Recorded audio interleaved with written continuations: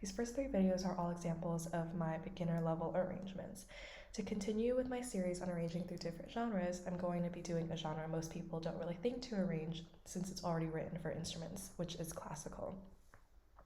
We're going to be discussing the famous Turkish March by none other than Wolfgang Amadeus Mozart. So Mozart is one of the most famous composers from the classical era, and his music is known to people all over the world, even 300 years after he lived. However, his works for piano can be technically challenging. But does that mean that those who are just beginning piano can't play them? That's why I decided to arrange an easier version of Turkish March for early stage 2 students who love Mozart and want to play his famous works. So as you can see here, the standard tempo working is 120. This piece is usually played around 116 BPM, but since I'm writing every rhythm doubled, like 8th notes instead of 16th notes, etc., it effectively will be played twice as slow as the original for the student's comfort.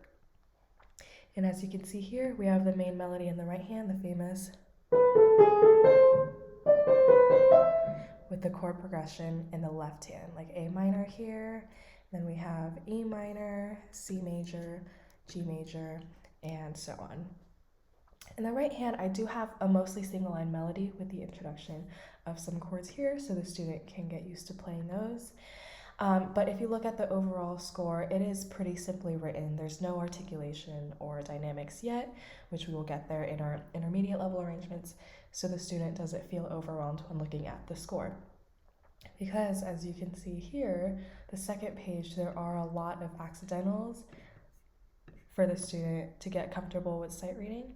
And then the ending section has them getting used to dotted rhythms like these.